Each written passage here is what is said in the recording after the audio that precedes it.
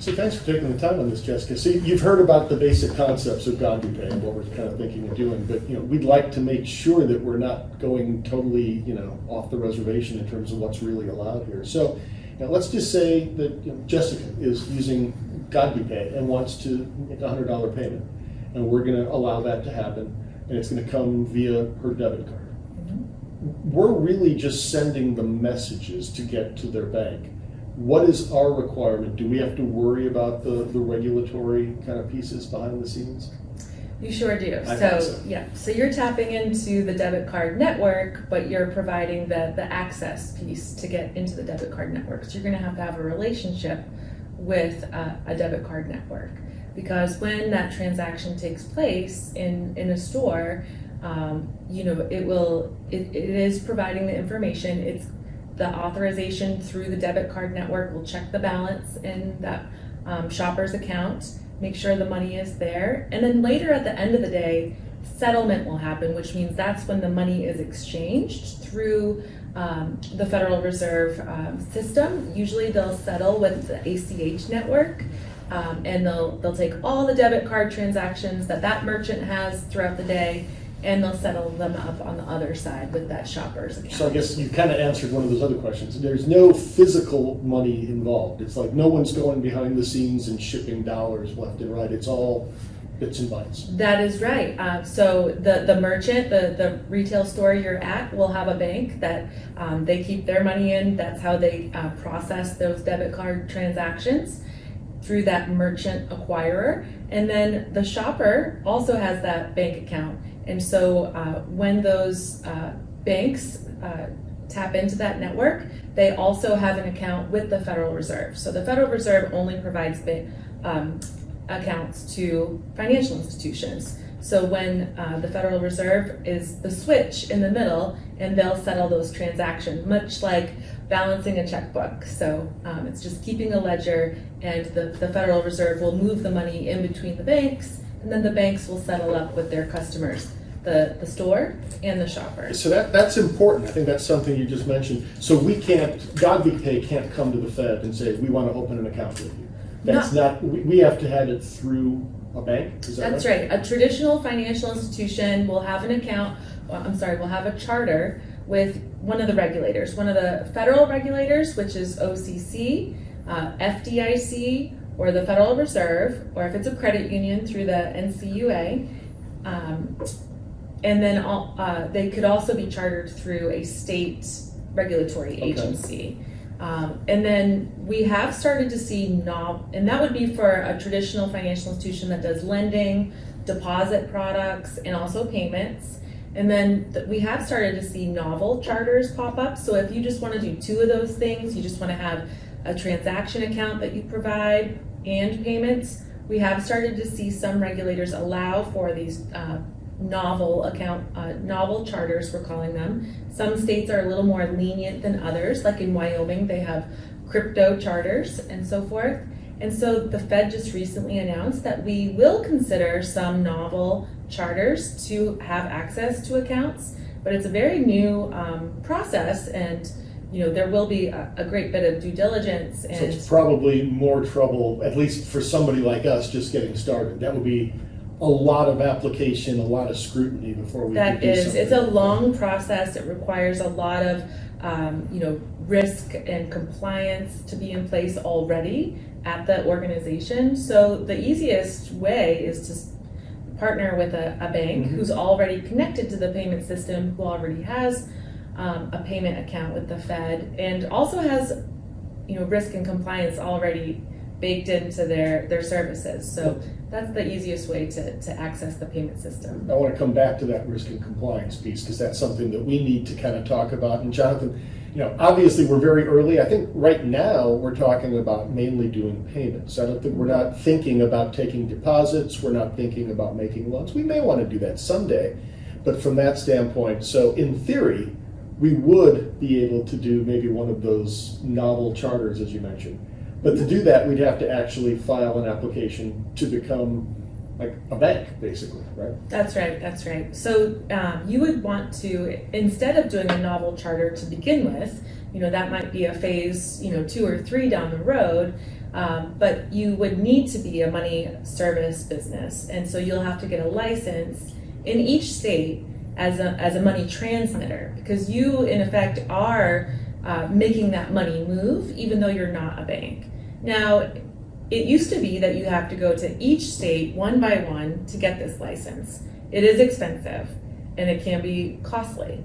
However, the states, some of them have gotten together under the state conference of regulators, and they are creating some consistency so the same application can be used in multiple states. So it is getting a little bit easier. Instead of 50, maybe we have to do what, maybe 20 or something like that? Yes, closer to that, yes. Okay. So you'll want to talk to the Conference of State Regulators to see which applications would be necessary. And this is one of those things, because we don't have hard borders between states. If we start in Georgia, we get a Georgia license, but that would mean we could only work with people in Georgia. That's right. And if they wanted to pay somebody outside of Georgia, would that already be a problem? Or would Yes, if you have customers that you're working with outside of the state lines, you'll want to have a license within that state. not just customers that sign up with GodBePay, but the people that our GodBePay customers want to pay. That's right. So basically, you've got to get them all right away, or else we'd have to say to our customer, sorry, you can't pay that person in Utah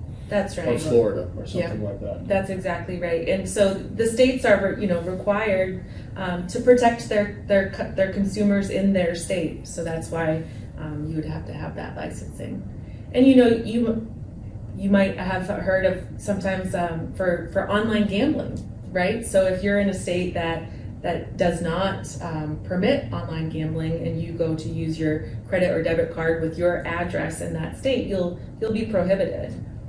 So that's an interesting point. And again, it comes down to the compliance. So those types of things, if we sign up with a bank, they would do a lot of that work for us in terms of determining, okay, well, you can't use it for gambling in this state, or do we have to build that into our product?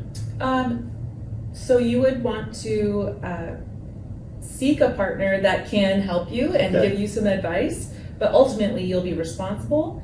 The bank can put controls in place to help you along, but ultimately that'll be your responsibility. So before a bank agrees to, let us have an account, if they know that we're looking to do these types of things, so maybe the Fed wouldn't be regulating us directly, or maybe clarify if you would, but the bank is going to have to, they're probably going to be very diligent about what they want to know about us before they will give us an account that allows us to do these types of things. Yep, they're going to want to know the type of technology you're using. They're going to want to know what vendors that you're using, how much how much volume you might think you're going to have, and what types of transactions. Meaning, is it going to be from business to business? It's going to be consumer to business, because each type of transaction carries different levels of risk. Okay. So they'll just want to know all the details to what types of transactions and we're looking the purpose. we're looking to do consumer transactions, and we're going to have billions of them, right? Because this is going to be wildly successful. So could you talk about the risk a little bit? Which is riskier? Business to consumer, business to business? Yes, so anytime consumers are involved, it carries a bit more of risk.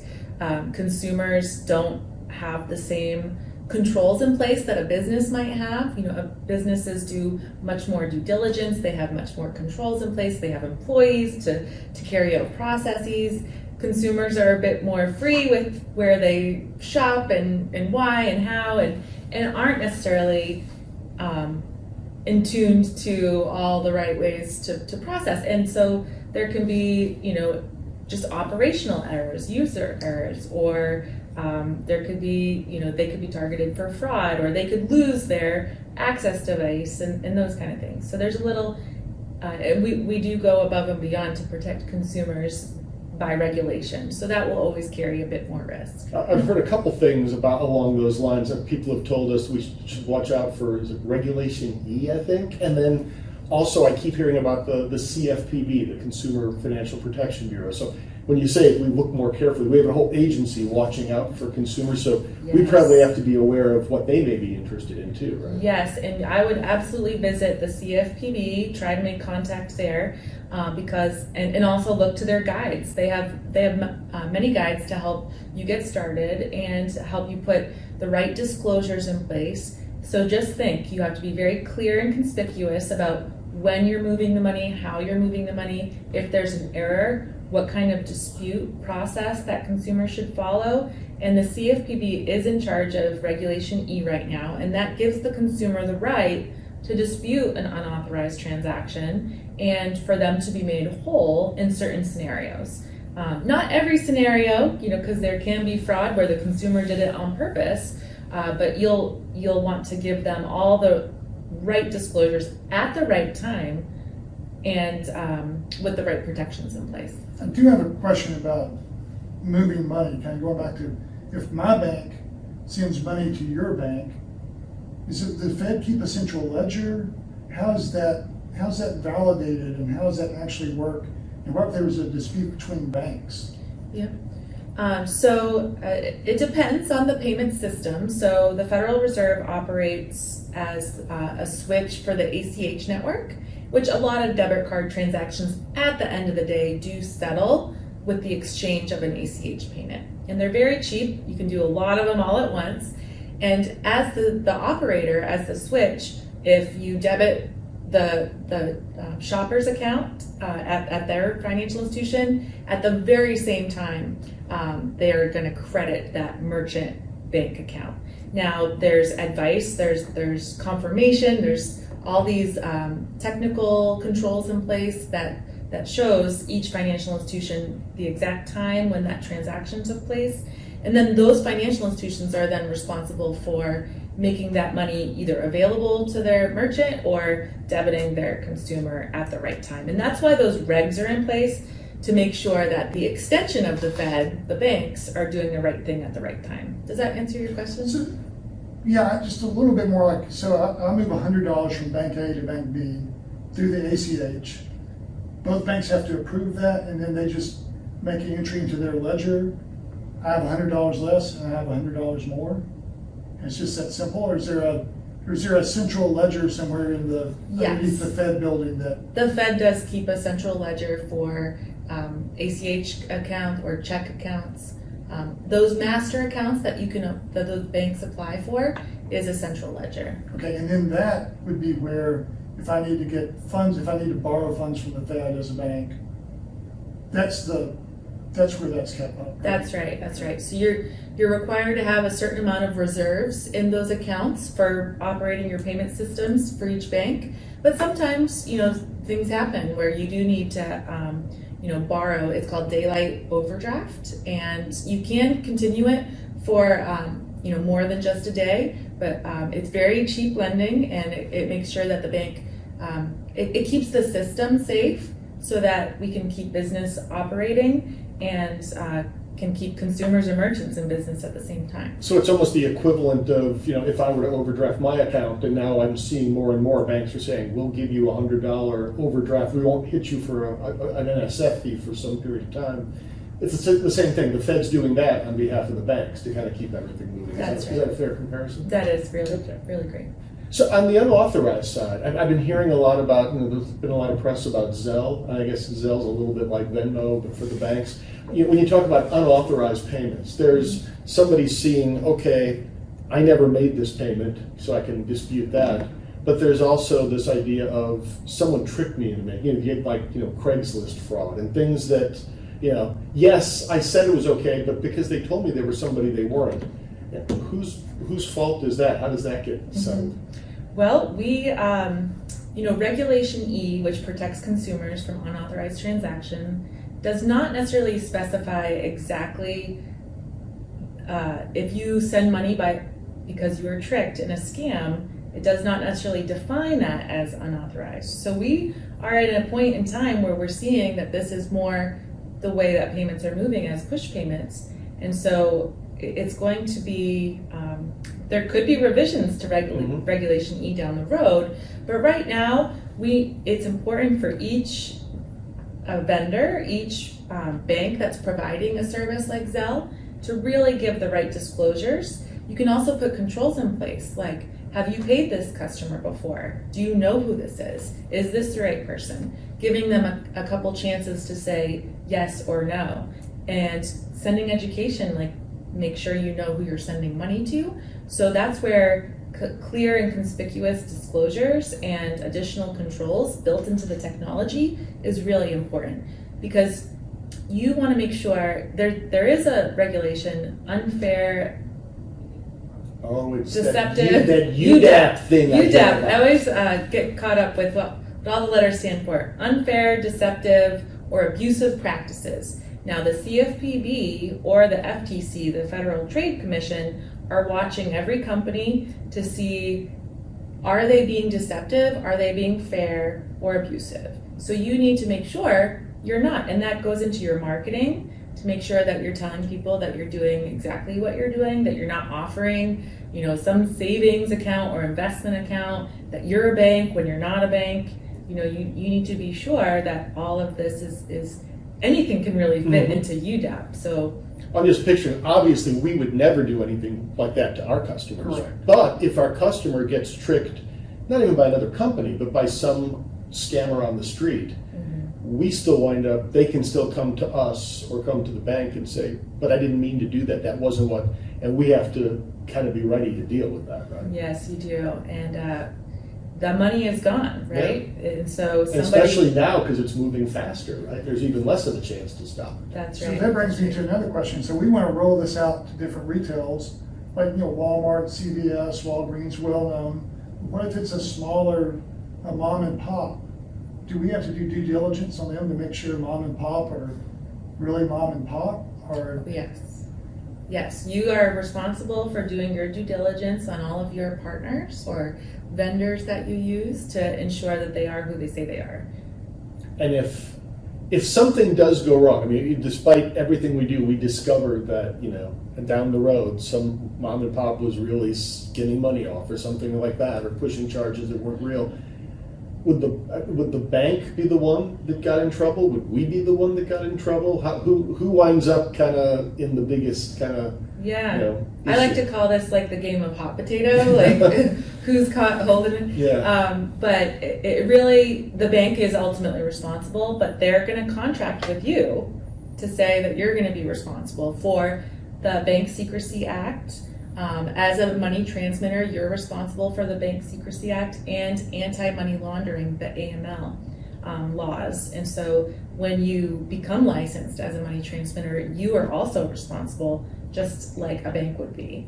And so that means that people are going to say, hey, you got this, Godby is moving money, and criminals will say, we can launder our money through you, and they're going to pretend to be someone who they're not in order to do so. And that's up to you to prevent. Does that make sense? Yes, and then the bank, I mean, if something goes wrong, can they just cut us off? I mean, what happens? And then we're out of business, right? If we don't have a bank that allows us to do this, we basically can't execute transactions. So we've got to stay in the good graces of the bank, who has to stay in the good graces of the regulator. That's right. And typically, it is normal to have multiple bank relationships. But you do have to disclose that type of thing when you're going to get those types of So our accounts. system should probably be built in such a way that we can go to multiple banks and kind of put different amounts of volumes. Right. That'll be a safe for our purposes. So we're not reliant on one person who holds the ability to pull the cord. That's right, because you want to make sure you're vetting that bank too. Do I want to do business with this bank? Are they safe and sound? Because if they have trouble because of something else, another customer of theirs, or if they go out of business, you don't want your business to be left out of luck. And you have to think too, if you're promising your customers that you're going to move their money when you say they are, that you have a fallback. So even if there was a natural disaster, you still need to have a contingency plan that says, if this banking relationship, if the technology isn't working there, that you can access another financial institution to get what you promised to do done. And that's especially important when you're dealing with consumers. Right. And the Fed wants to look at that to make sure we have that in place. Is that part of the regulation? Yeah, and I think the CFPB is more concerned about keeping consumers up and running. The Fed does put out guidance to financial institutions to have this third-party risk management in place. So I wouldn't say it's necessarily a requirement that you have those contingency scenarios in place, but it's absolutely a best practice.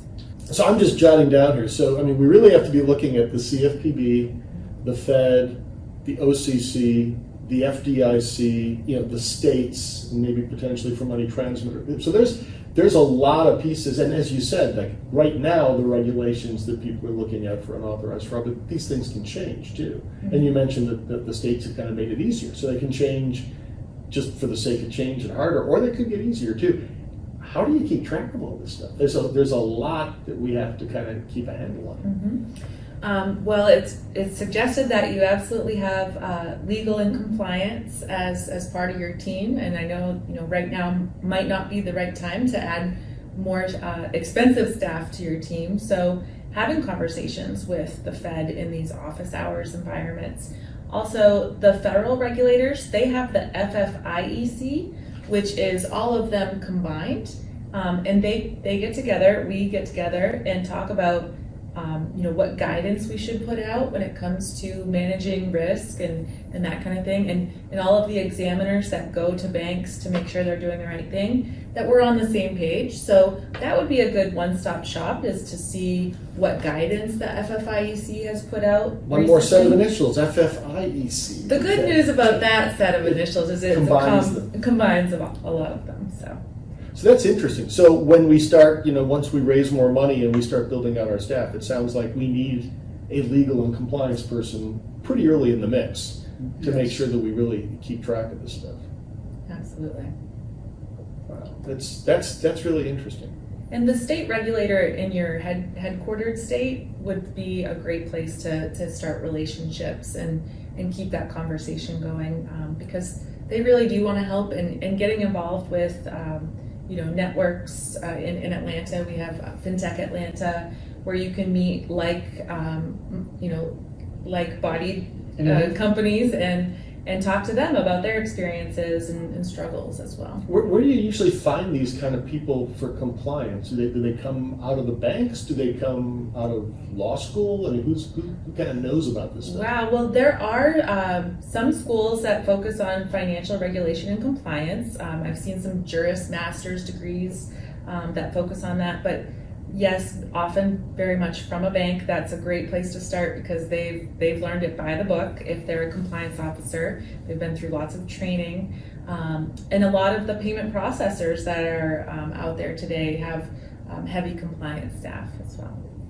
So if I'm sure we're going to continue to have these kinds of questions, and again, you hold these office hours, so that's kind of the best way to kind of keep.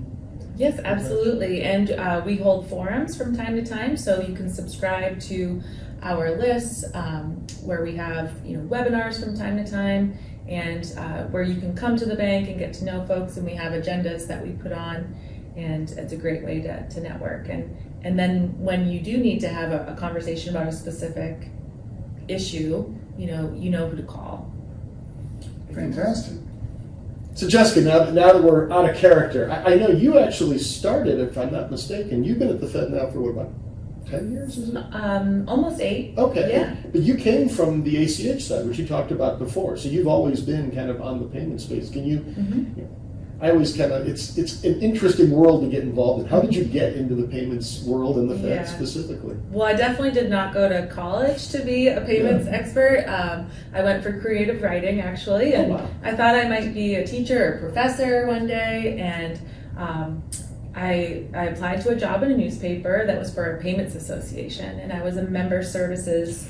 So it was the journalism kind of piece that got you into kind of trade publications. Yes. And so it just so happened that the members that I was serving and writing for were financial institutions. And so then I got to study a big book of ACH rules. And I bet that was fun. Yeah, it was. And it's kind of, I did have interest in like maybe going to law school. And this was kind of like an early piece of it. Like now I'm learning these legal rules, and learning how it actually works in with legal compliance and regulation, and training. I was doing a lot of training at financial institutions. I also did audit and risk assessments at banks to see how they were doing their ACH operations and compliance.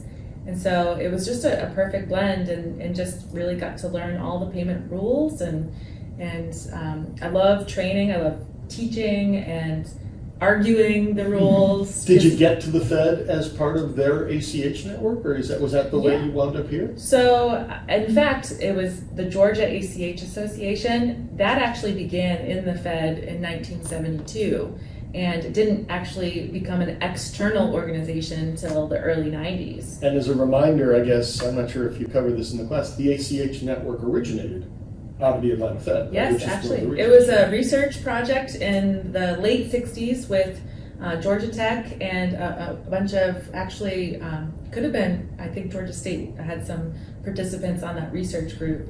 And then they said, there's so many checks flying through the country right now, we can't sustain this volume growth. So we need an electronic way to exchange money. And they developed the ACH network. And Georgia was one of the first states, and California, to launch an ACH network. And then a society, I guess, that was the Georgia banks that actually became part of the ACH That's right. society. And again, like you say, for different levels of education and audit and things. Yeah, and you opt in, you become a member so that you can follow the same set of rules, because it's just a opt-in volunteer. Otherwise, you don't get to process electronic transactions. If you're not processing with the same rule set, then nobody wants to exchange with you. I was going to say, and pretty much by definition, maybe you don't have to do it, but there can't be too many banks or credit unions that aren't today. No, not because today. it would be almost impossible to. Yeah, I think it's everybody receives ACH today. Every bank, not every bank originates, on behalf, like sending payroll for their customers, but every bank is set up to receive. And the way ACH started, until we started finding more ways to use it, was to get your paycheck. Right? That was That's the right. original use case. And my gosh, if you can't take your banking customers, direct deposit, they're not going to have any money to spend on the other side. So you're Right. basically not, Yeah. The Air Force was the first to really get ACH, scaled in the market. And I think that was 1978 when they signed on to ACH, and they said, we're going to pay all of our soldiers and staff with ACH. Well, the military is a natural place because people move around all the time. So, especially if you think back then, you didn't have the same bank in every state. So Yes. you would have had to find a new bank to actually deposit your paper paycheck every time you moved. Right? Mhm, So, mhm. That's right. That's right. so with all these new businesses kind of coming up, I really like, I think you said that it's not just Atlanta, but San Francisco kind of does these kind of open door office hour opportunities for companies to kind of Yeah. test out these ideas and understand what they need to know or don't know already. Well, so there's 12 Federal Reserve banks across the country, and they each have branches. So you could really go to any of those branches. In each branch, there's a regional executive that really is there to meet with businesses. Here in Atlanta and San Francisco, we have a little bit more organized office hours. Do you think that's just because there's more companies kind of involved, so there's more demand? Yes, exactly right. But no matter where you are, you can establish a relationship with a Fed person, and if they're not able to answer your questions with the right expertise, they'll definitely pair you with the right spot. So the trick is for these companies who are, like starting up in the garage, like a Godby Pay, to realize that was there. So it's Yes. a matter of just visibility. Mm-hmm. Do other agencies, does the OCC do stuff like that too, or the FDIC?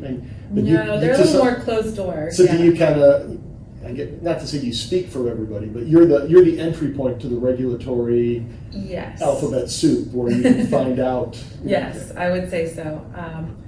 The CFPB seems to be a little more, they used to hold some office hours, and I think that they do have some staff on call to, work with businesses.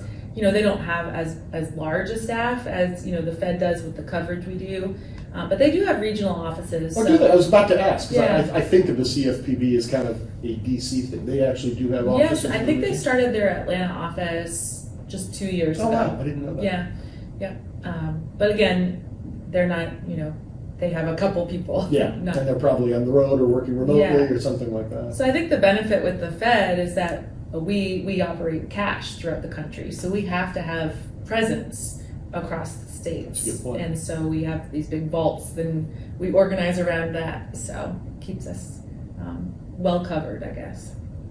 So last question, is, as a student, what advice would you give to a student who is not technical, I'm glad to learn you were a creative writer, to be successful in the fintech space, or just generally to be successful? What would you tell college senior Jessica?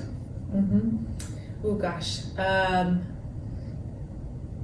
Well, I mean, keep your vision onto like what you want to do, and then find the right partners, and don't just skip over the risk and compliance side. If you get that set up and straight from the beginning, I mean, it's just going to open so many more doors for you, and you'll have less fires to put out along the way. What, just general, whatever career I'm choosing, Oh, career. just advice to a general Oh college gosh. senior. What made you successful? I guess kind of going with the flow, keeping your options open, and I'm gonna throw. Yeah, We can always edit, but Yeah. I'm thinking curiosity because I'm guessing okay. you didn't go out and look for a job in the payment space at a trade magazine, right? No, So, Yeah. but once you got there, it was the curiosity of kind of getting beyond just the, hey, I'm a reporter on this thing that I don't care about. right. Yeah, I guess that's a perfect point. Is like, don't think you're going to work at one type of company because of your degree. People always say, "Oh, you work at the Fed, you must be really good at math." And I was like, "Well, no, I'm not. And I study payments, but it's like legal, like side of payments, not the adding and subtracting thing." So, and here at the Fed, we have public affairs, we have graphic designers, we have information security. I mean, there's event management here. I mean, you just can't decide because you have that one degree that you're going to end up in one industry, because industries need a little bit of everything. So I think I that's think particularly in fintech, right? I mean, Yeah, you've got people. yeah, exactly. I don't have the tech background. I couldn't code my way out of a paper bag, so that's not Yeah. going to work. right. But again, you've got I do more of the math and the finance piece. But Mhm. again, it takes all times. Yes, it does. And I did want to go back to your one question about like how fintech companies can really get started. I should mention regional payments associations. They are very cheap to be a member of, and they provide a ton of education.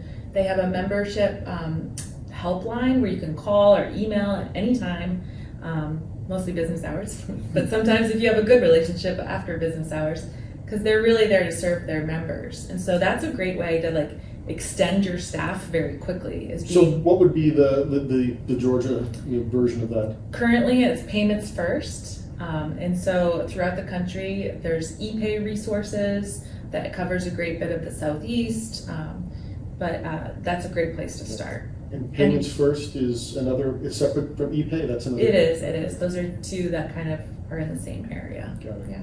Fantastic. Yeah. Thank you.